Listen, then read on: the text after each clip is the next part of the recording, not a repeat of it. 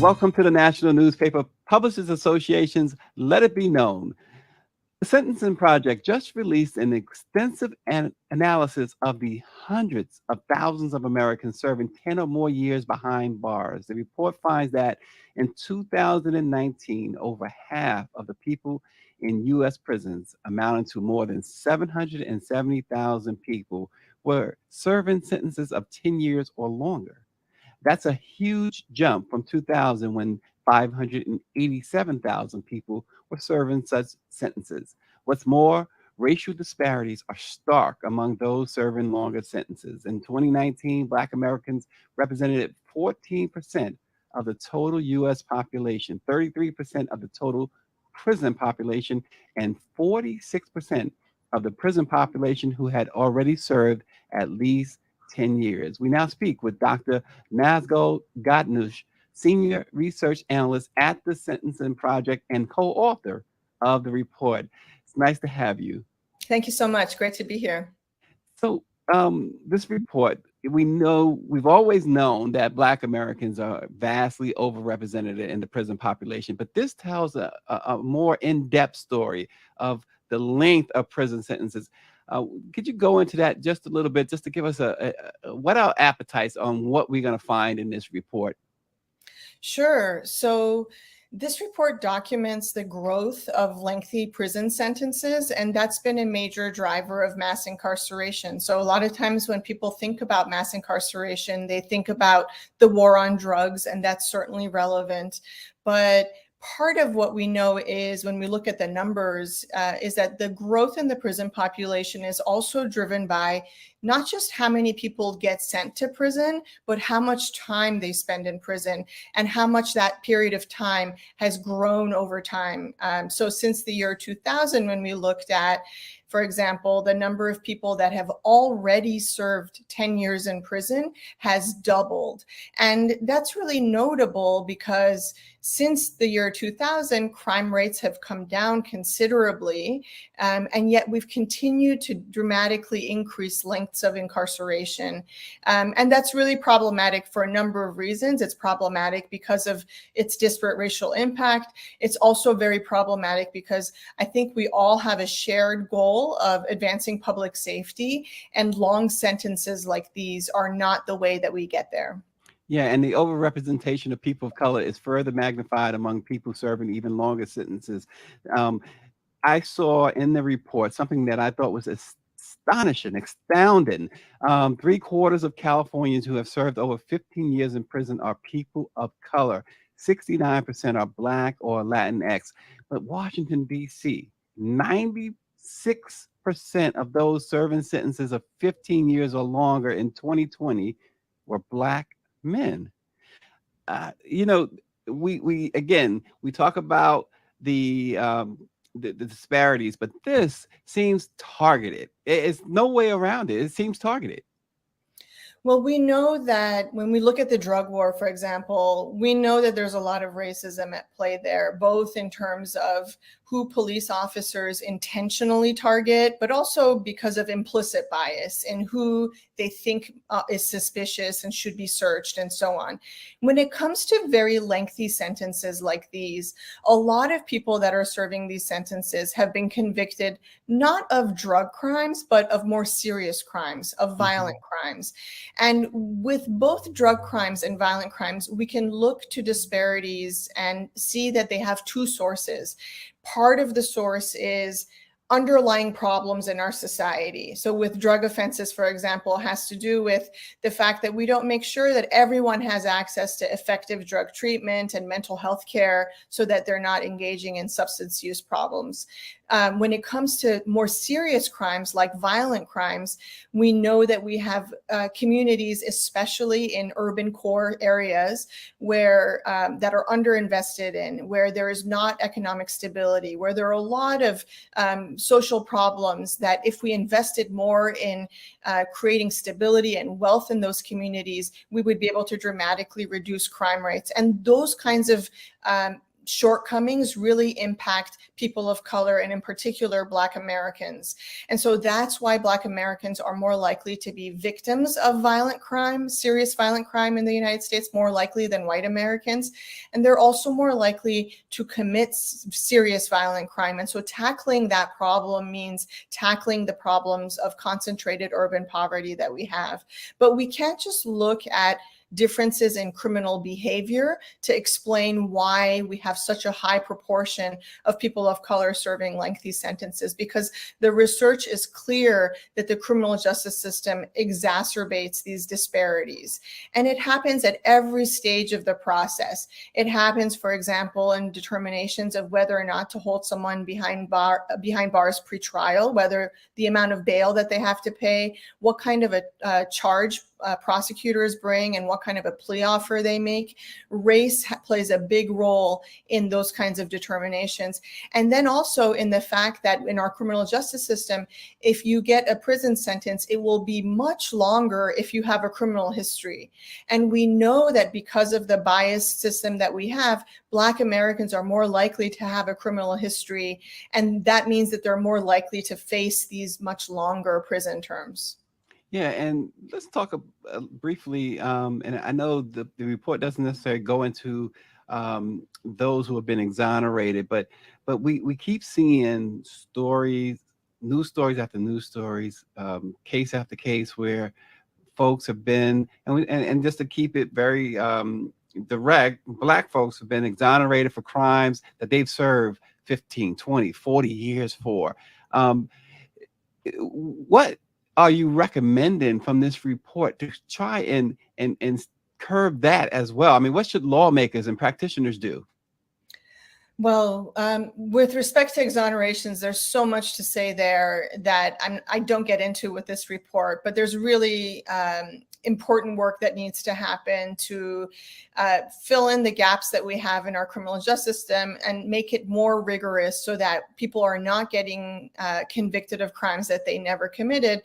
But this report also makes the point that even if someone is guilty of their offense, even if they're found guilty, which includes people who are innocent, they should not be sent away for decades on end. When I hear of news stories of exonerations, and just, it's such a tragedy to learn that people have lost so many years of their lives behind bars when they were innocent.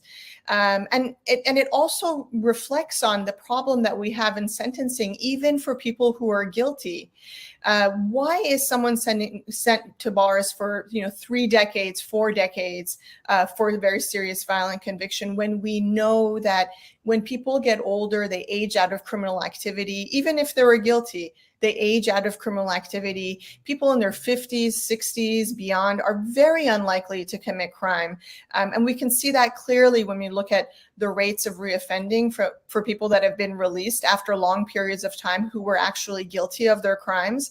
And so, the purpose that I think we are hoping to achieve with the criminal justice system, the shared purpose that we have, is advancing public safety. But we know that these very long sentences do not do that. And that's because people age out of crime, but also these very long sentences don't deter other people from committing crime, because people often don't expect to get caught.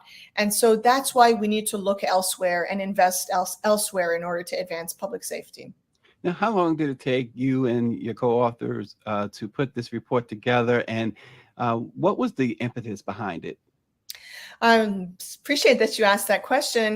The impetus behind this report was work that we've been doing over the last couple of years, looking at reforms around the country to bring about second look reforms. And second look reforms are laws that enable people to petition the courts for resentencing after they've served a period of time. So a number of legal associations, experts on criminal law, have recommended that people be able to petition for resentencing after 15 or sometimes after 10 years of incarceration. So for example, the American Bar Association recently made that recommendation. And when we were looking at how many people in prison would these kinds of reforms impact, I was really surprised when looking at California and Washington, D.C. to realize that, a quarter of the populations in prison in those jurisdictions have already served 15 years behind bars. That's a really substantial portion of those prison populations. And those are the populations that these kinds of second look reforms would help to bring forward towards a judge, so that a judge can assess, does this person need to continue to be incarcerated or not? And then I would say that it's, on and off over the past year, but then very intensely over the last 6 months, where I've started to look at this with my colleague Ashley Nellis and trying to identify the trends across the country as well as over time. And we were really surprised to see both the growth in very lengthy sentences, but also the really dramatic variation. So for example, in a state like Georgia, 3/4 of the prison population is serving sentences of 10 years or longer. So that's a really, the bulk of the prison population is there for a length of imprisonment that means many of those people are likely to be behind bars when they no longer pose a public safety risk. Well, and talk about Texas too. Black people represented 34% of the total prison population in 2020, but 45% of people with 25 or more years served in 2021. Anything going on there that is somewhat promising? Well, there are definitely efforts by advocates and legislators to scale back extreme sentencing, but we need to see more broad support, I think, to see those reforms materialize. Most of the reforms that we've seen so far around the country to scale back very long sentences have been impacting young people convicted of crimes under the age of 18. And for example, in some jurisdictions, they've extended those reforms to emerging adults who were convicted under the age of 25 or 26. And so because of the reforms impacting juveniles, and that was really precipitated by Supreme Court decisions that said young people really are different. They don't deserve the most extreme punishments. We've been able to see some success stories, so many success stories really, of people who are released from prison for crimes that they committed under the age of 18. And these people are able to reunite with their families, become successful contributing members of their communities and society. And I think that they've really helped to create a stepping stone for thinking more broadly about reforms, not just for people convicted under the age of 18, but to realize that people in their 20s as well really change dramatically after 10, 20 years of incarceration, and they deserve a second chance as well, and they deserve to be reunited and have an opportunity to contribute to their communities. Yeah, and we know that prison is certainly, it doesn't rehab a person. I mean, that's been proven time and time again. It doesn't rehab a person. So the point of incarcerating a child, for that matter, like you said, somebody under 18 for 20 years, 25. I mean, there's really no point to that, right? Well, prison, we know, doesn't do much, unfortunately, to rehabilitate people because we don't invest enough in rehabilitation for people that are incarcerated. And so that's why when it comes to sentences of a couple years, some researchers have found that actually, if you don't send people to prison for short terms of imprisonment, but instead you provide them services and you keep them under community supervision, they have better outcomes. They're more likely to avoid criminal activity later. When it comes to longer periods of incarceration, still people are not invested in, they don't have access to as many rehabilitation programs and work training programs as would be ideal while they're incarcerated. But time just does its own magic. These people mature, they change over time. And so what prison is doing is just holding them and incapacitating them for a period of time. And then they reach a point where they are no longer a greater risk to public safety than you or I. And so then the question is, do we have the process in place? Do we have the laws in place to allow these people to be released once they've reached that point where it's obvious, based on their activities behind bars, based on reviews from guards, from wardens, that these are individuals that are providing stability behind bars and that could really make significant contributions to their communities and to society if released? And obviously, this is not necessarily or not just a federal problem, meaning we can say, well, Congress should do this or Congress should do that. Isn't this a state problem more so than a federal problem? You're absolutely right that it is largely a state problem. Most of the 1.2 million people that are in prison in the United States are in state prisons. And so it's state legislatures, it's also prosecutors, local prosecutors that play a big role in shaping how long people are serving behind bars and how many people are there. But there's a lot to do at the federal level as well. And at the federal level, there's really an example that can be set for states. When it comes to criminal justice reforms to end mass incarceration, in many ways, the federal system has lagged behind what states have been doing in reducing their prison populations. So for example, states like California and New York, New Jersey have at this point cut their prison populations in half since they reached their peak levels. But the federal system started later to reduce its numbers and hasn't made as much of a dent in its prison population. And so there's a lot more that can be done at the federal level, and that can help to give motivation and set an example for states as well. Are you finding that the Sentencing Project, with all of the great work you guys do, are you finding that folks are listening, lawmakers are listening, prison officials are listening? We're definitely cautiously optimistic. We see that there's a growing movement now around the country to reconsider extreme sentences. We as an organization recommend eliminating life without parole sentences and eliminating and capping prison terms generally to 20 years as a maximum sentence.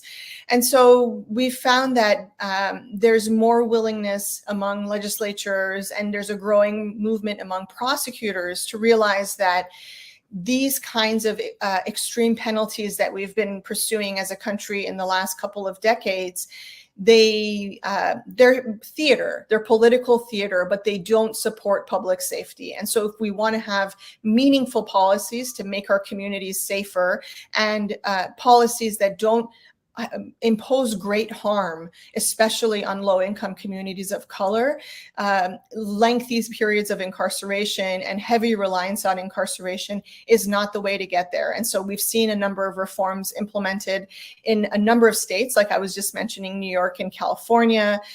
Washington, D.C., for example, has a law now allowing people to be resentenced after 15 years for crimes they committed under the age of 25.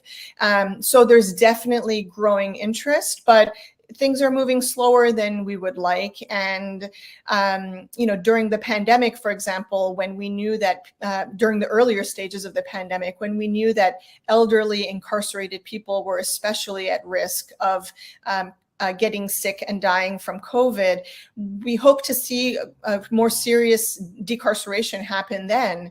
But unfortunately, that didn't happen with that population. And most of the people who were impacted negatively by COVID and died as a result were elderly incarcerated people. So there's definitely a long way to go. Yeah, and I know in the report, it mentioned about the 12 jurisdictions, U.S. jurisdictions, where there are 2/3 of or more of the prison population are serving sentences of at least a decade.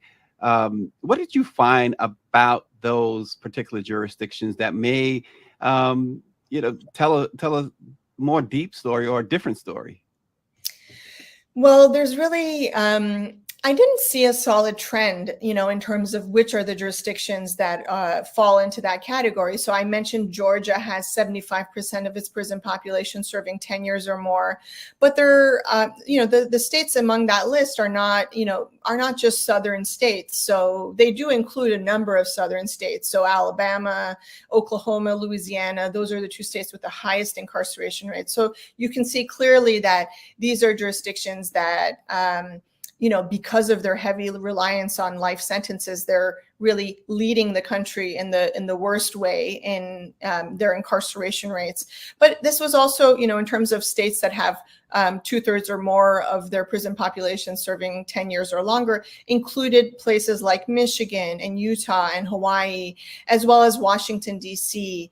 And so there's really a wide range, like in terms of politics and in terms of geography of states that are still really relying heavily on lengthy sentences. And I would just also add here that, when we look at people who have sentences of 10 years or longer, it's important to realize that not all those people are going to serve 10 years, and some of them may serve many decades longer, right? So this include people who have life sentences, but also include people who have sentences of, let's say, 11 years, and with good time credits, with parole, they could be released earlier. And those are things that we need to really build on and lean into to reduce these unnecessary terms of incarceration, because a number of states have gotten rid of parole through truth in sentencing requirements, are requiring people to serve longer periods of their sentence. And so increasingly we realize, based on criminological research, that these kinds of policies are counterproductive to achieving public safety.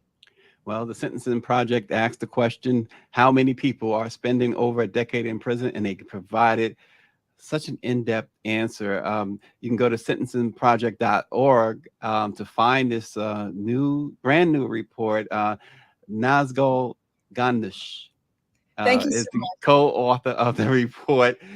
We really thank you for dropping by the Black Press of America to talk more about this, because it's an issue that's been affecting Black America and other minorities for a long time, forever. So we really appreciate your work, and drop in again when keep us posted, I should say, on any updates on this and any progress, because we like to hear some good news. Absolutely. I hope to be able to visit again soon and share that with you. Absolutely. Well, thank you again. From the Sentencing Project, the co-author of the report, Nazgul Gandish. Thank you. Good to be with you. Bye-bye.